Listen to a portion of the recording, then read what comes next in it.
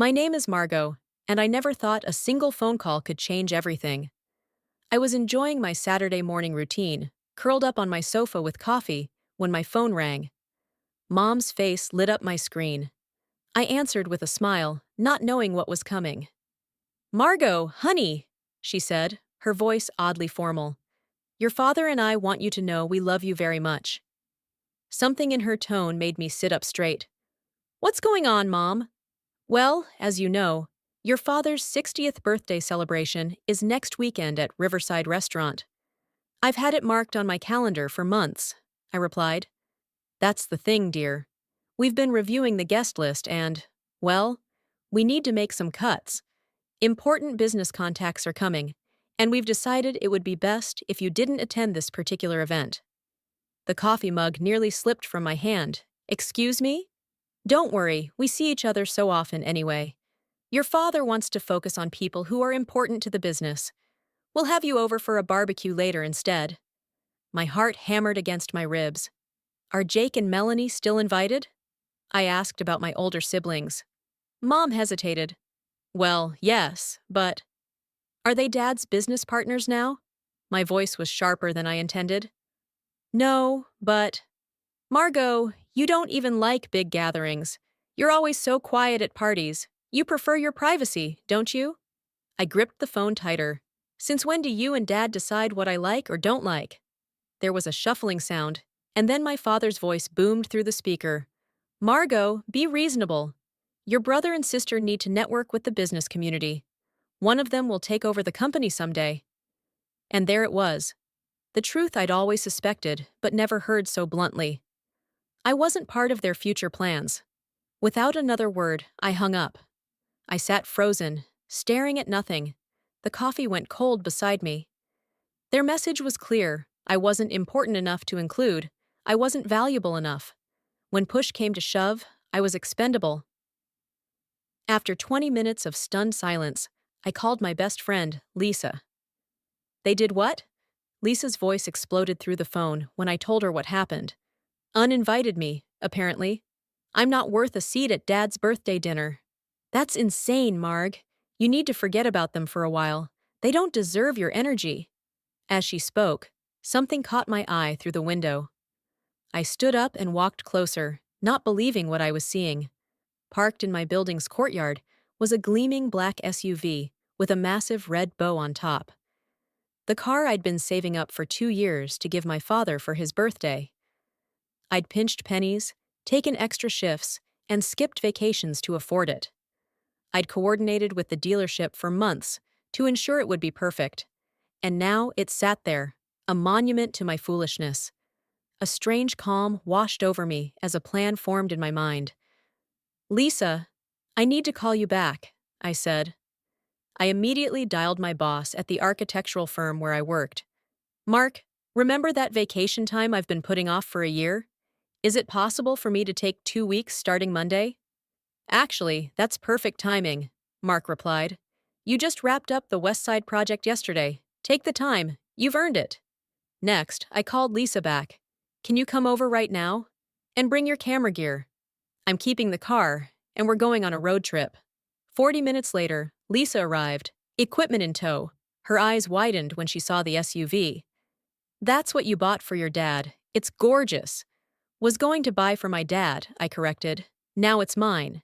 And tomorrow, you and I are driving it across the country." Lisa's face lit up. "Seriously?" "I can bring my professional gear and shoot landscapes along the way. It would be perfect for my portfolio." "Exactly. You take pictures, I'll drive, and neither of us will think about my family." Lisa grabbed her camera. "Let's take some photos of you with your new ride first." For the next hour, I posed beside the SUV, leaning against its shiny black exterior, sitting on the hood, and pretending to drive. Lisa worked her magic, capturing dozens of perfect shots. I selected the best one, me standing proudly next to the car, hand on my hip, sunglasses perched on my nose, looking like I owned the world. With a deep breath, I posted it on Instagram with the caption, "This was supposed to be a gift, but when someone doesn't want you at their party, you keep the presents for yourself." Within minutes, comments flooded in. What happened? Who wouldn't want you at their party? Spilled a tea, girl? I ignored them all, satisfaction warming my chest. An hour later, my phone rang again. Mom. Margot, what do you think you're doing? Take that post down right now. You're embarrassing the family. Her voice shifted to a sweeter tone. Listen, we've been talking, and we'd love for you to come to the party after all, and please bring that lovely gift with you. I laughed softly. No thanks, Mom. I already have plans for those days. And for the car. I hung up before she could respond, and turned to Lisa, who was organizing her camera equipment. Pack your bags tonight, I told her. We leave at dawn. The next morning, I woke up before my alarm. The excitement of our impromptu road trip had me buzzing with energy. Lisa arrived at 6 a.m. sharp, 2 large suitcases and her photography equipment in tow. Ready for our great escape? She asked, tossing her bags into the spacious trunk of my new SUV. More than ready, I replied, sliding into the driver's seat. The leather interior still had that new car smell. Dad would have loved it. That thought stung, but I pushed it away. We hit the road as the sun was rising. The SUV handled like a dream, smooth and powerful as we left the city behind. For the first time since yesterday's phone call, I felt free. So, where are we headed first? Lisa asked, already setting up her camera on the dashboard mount. I figured we'd head east first, hit that viewpoint at Eagle Ridge. Then maybe drive down to Lakeside Point. After that, we'll play it by ear. The miles flew by. Lisa snapped photos of the sunrise breaking over the mountains while I focused on the road ahead. By noon, we'd crossed the state line, and I felt something loosen in my chest. Let's stop here, Lisa suggested as we approached Eagle Ridge, the lights perfect. We pulled into the overlook area. The view was spectacular, rolling hills stretching to the horizon, a crystal-clear lake reflecting the blue sky. Lisa immediately went to work, setting up her tripod and adjusting her lenses. Get in the frame, she called out. Stand next to the SUV. I posed beside my new car, the dramatic landscape behind me. The wind tousled my hair as Lisa clicked away. These are going to be amazing, she said, showing me a few shots on her camera screen.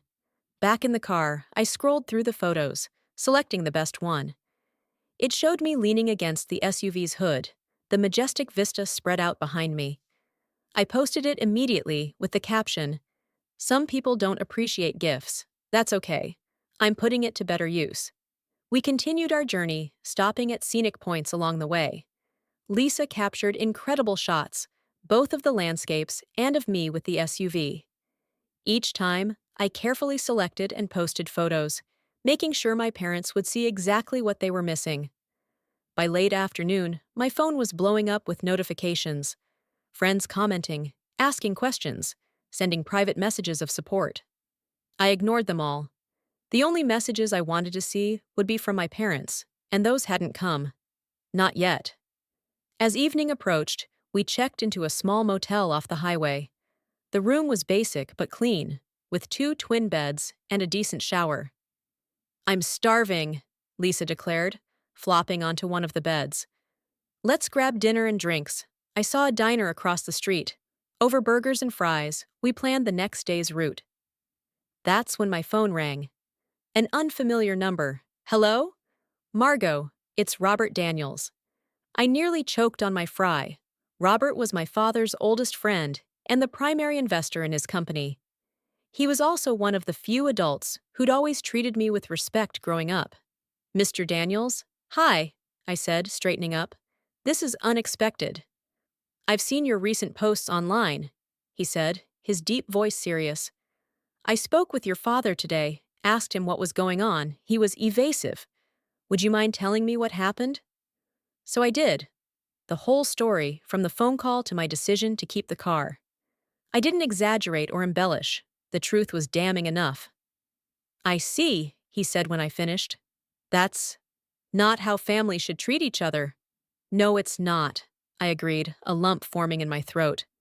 Thank you for your honesty, Margot. Enjoy your trip. Drive safely. After we hung up, Lisa raised an eyebrow. What was that about? I'm not sure, I said, but I think my dad's about to have a very uncomfortable conversation. My prediction proved correct. 3 hours later, my phone lit up with my mother's name. Have you lost your mind? She shrieked without preamble. Robert Daniels just called your father to say he won't be attending the party. He's our biggest investor, Margot. What did you say to him? The truth, I said calmly, that you and Dad didn't think I was important enough to include in the celebration. You need to call him back right now and fix this. Your father's company needs his investment. Do you understand what you've done? I understand perfectly, and no, I won't be calling him. I hung up, my hand shaking slightly. Lisa looked at me with wide eyes. Wow! That escalated quickly. It's not my fault people have a problem with how they treated me, I said, though guilt pinched at my conscience. I hadn't intended to impact Dad's business. The guilt didn't last long. My parents had made their choice when they decided I wasn't worth including. Now they were facing the consequences of that decision. The next morning, we set out early, heading toward Lakeside Point. The SUV's navigation system guided us flawlessly through winding mountain roads. This car really is amazing, Lisa said, adjusting her seat. Your dad would have loved it. His loss? I replied, pressing the accelerator a little harder. We reached the famous Outlook just before noon. It was even more breathtaking than the photos online had suggested. Crystal waters stretching to the horizon, framed by ancient pine trees. Lisa spent an hour capturing the perfect shots, including several of me posing with the SUV. This one's perfect, she said, showing me a photo of me sitting on the hood, sunglasses on, looking like I didn't have a care in the world. I posted it immediately, testing out my gift that someone refused, working perfectly so far. Within minutes, my phone was buzzing again. More comments, more messages. But the only notification I cared about was a text from Mom. Stop this childish behavior immediately. You're bringing shame to this family. As we drove away from Lakeside Point, I felt lighter somehow. For the first time in my life, I wasn't trying to earn my parents' approval. I was living for myself, making my own choices. And it felt incredibly good. Our road trip continued, with each mile putting more distance between me and my family drama. Lisa and I fell into an easy routine: drive until we found something beautiful, stop for photos, post them online, then drive some more. I checked my phone less frequently now, no longer anxiously waiting for my parents to call. When Mom did call, I let it go to voicemail. I was done explaining myself. On the 5th day of our journey, Lisa captured stunning shots of me beside a famous waterfall. The water cascaded down behind me while I leaned against the SUV, looking carefree. I posted it with the caption, "Finding peace in unexpected places." My phone buzzed with a notification. I expected another call from Mom, but it was a message from my sister Melanie. "Dad's party is tomorrow night. You really should be there. Family is family." I showed Lisa the message, and she snorted, rich coming from her. She didn't stand up for you when they uninvited you. That evening, we checked into a motel with decent Wi-Fi. While Lisa edited her photos, I scrolled through social media. My posts had generated quite a buzz among friends and family, with dozens asking what was going on. I still hadn't publicly explained, preferring to let my parents squirm. But now, more calls were coming in, from aunts, uncles, cousins. I ignored them all. The next morning marked 1 week of our road trip, and coincidentally, it was also Dad's birthday. Towards noon, my phone rang again, Mom. This time I answered, "Hello? Margot?" "This has gone far enough," she said, her voice strained. "Do you have any idea what you've done? The pastor from our church called your father yesterday. He said he'd spoken with Robert and knows the whole story. He's refusing to attend tonight, said he supports family values and is disappointed in how we treated you." I couldn't help but laugh. So the pastor has better family values than you do. It's not funny. Your father tried to explain that you chose not to come, but Pastor Williams accused him of lying. This is humiliating, Margot. You know what's humiliating, Mom? Being told you're not important enough to attend your own father's birthday. That strangers matter more than you do. I hung up, my heart racing. Lisa looked at me with concern, but I shook my head. I'm fine, really? We spent Dad's birthday exploring a national park. Lisa took breathtaking photos of ancient trees and mountain vistas. Throughout the day, I posted several of them, each caption more pointed than the last. That evening, we found a hotel with a proper restaurant. Over dinner, I finally allowed myself to check my sister's Instagram. She'd posted photos from Dad's party. The sight hit me harder than expected. The banquet hall, which should have been packed with business associates and friends, was nearly empty. I counted maybe 15 people total. My mother looked tense in every shot, my father's smile strained. Melanie and Jake stood awkwardly beside them, everyone pretending to have a good time. Wow, Lisa said, looking over my shoulder. That's sad. But instead of pity, I felt vindication. They chose this, I said, putting my phone away. They chose business connections over me, and now they don't even have those. 2 days later, I got a call from Aunt Patricia, Dad's sister. I answered, expecting another lecture. Margot, I thought you should know your father is curious, she said without greeting. He's talking about confronting you when you get back. He's angrier than I've ever seen him. Be careful, honey. After we hung up, I immediately called my landlady. Mrs. Grayson, it's Margot Wilson. I need a favor. My parents have spare keys to my apartment, and I'd like the locks changed before I return. Is everything all right, dear? She asked, concern evident. Just a family disagreement. I'd also appreciate it if you could ask the concierge not to allow my family into the building. Consider it done. When will you be back? In about 5 days. We continued our journey, but the joy had dimmed somewhat. I found myself checking my surroundings more often, as if my father might suddenly appear. 3 days later, I received a text from my brother. You've ruined everything. Hope you're happy. I didn't respond, but I showed Lisa. What does he mean? She asked. No idea. Maybe Dad's business is suffering without Robert's support. The thought should have troubled me, but I felt oddly detached. These were the consequences of their choices, not mine. Our final days on the road were quieter. We took fewer photos, posted less often. The trip had served its purpose. I'd made my point, and now I was ready to return to real life.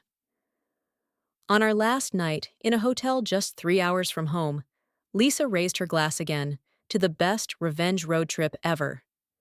I smiled. It wasn't about revenge. It was self-respect, boundaries.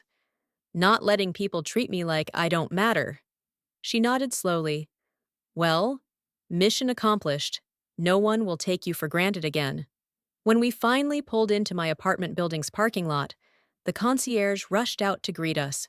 Ms. Wilson, good to see you back, he said, helping with our bags. Just so you know, your locks have been changed as requested. Thank you, Charlie. Was there any trouble while I was gone? His expression turned serious. A young man and woman tried to enter your apartment 3 days ago. They had spray cans with them, like for graffiti, I think. I refused to let them up, as per Mrs. Grayson's instructions. My brother and sister had tried to vandalize my apartment. The realization hit me like a punch to the gut. And yesterday, Charlie continued, an older couple came by, very angry. The gentleman was shouting about family loyalty. I threatened to call the police, and they left. My parents, they'd actually come to my building to confront me. Thank you for handling that, Charlie, I said, my voice steadier than I felt. I appreciate it. Standing in my newly secured apartment, I looked out the window at my SUV, the gift that had started it all. It wasn't just a car anymore. It was a symbol of my refusal to be invisible, to be less than, to be the family afterthought. 3 months passed after our road trip.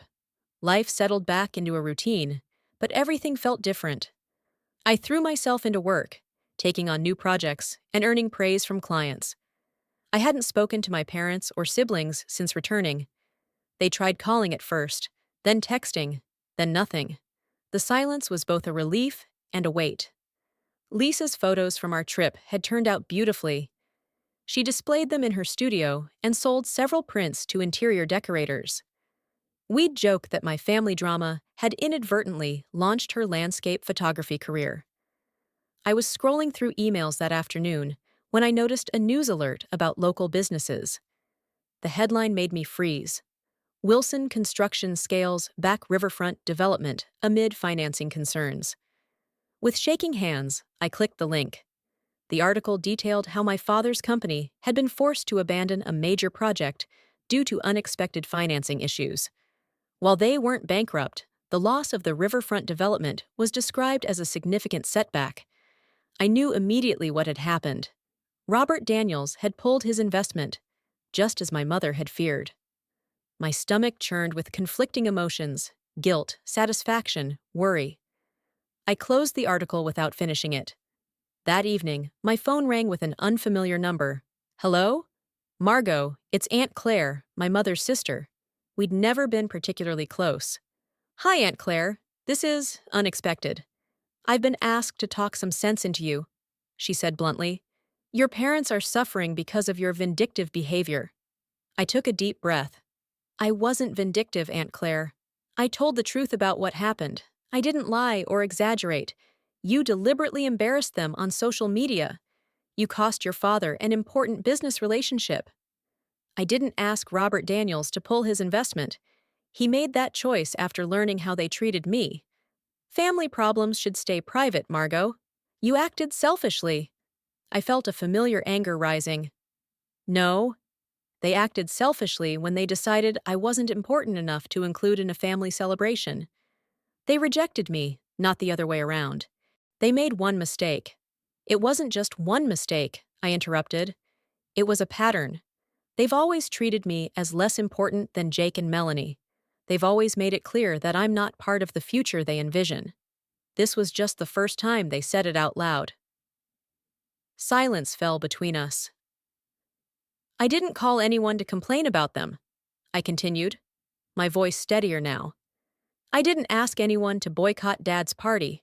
I simply shared what happened, and people drew their own conclusions." "Your parents deserve better," Aunt Claire said stiffly. "So do I." I ended the call. Later that night, I sat on my balcony, looking out at the city lights. The confrontation with Aunt Claire had stirred up all the feelings I'd been trying to suppress. Had I gone too far? Should I have kept quiet about being uninvited? Was I responsible for my father's business troubles? And then my phone rang again. I almost didn't answer, afraid it would be another relative calling to lecture me. But the screen showed Mrs. Grayson, my landlady. "Margot, dear, I'm sorry to bother you so late. There's a gentleman here insisting on speaking with you. He says he's your father's friend. A Mr. Daniels?" My heart skipped. "It's okay, Mrs. Grayson. You can send him up." 5 minutes later, there was a knock at my door. I opened it to find Robert Daniels, looking much the same as he always had: tall, distinguished, kind eyes. "Margot," he said warmly, "thank you for seeing me. Mr. Daniels, this is a surprise." I gestured him inside, suddenly self-conscious about my small apartment. "What brings you here, Mr. Daniels?" He met my gaze directly.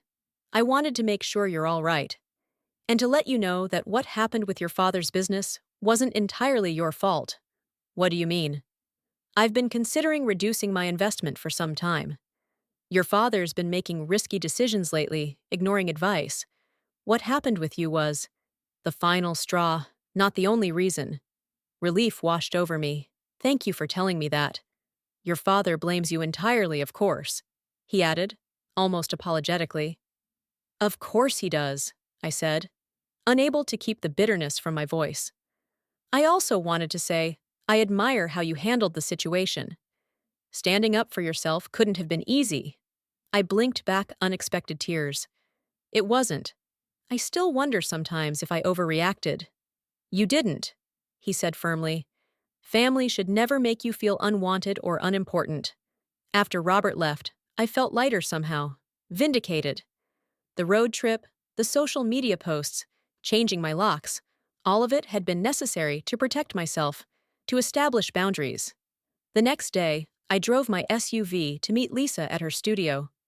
The car had become more than transportation. It was a symbol of my independence, my self-worth. You seem different today, Lisa observed as we clinked glasses.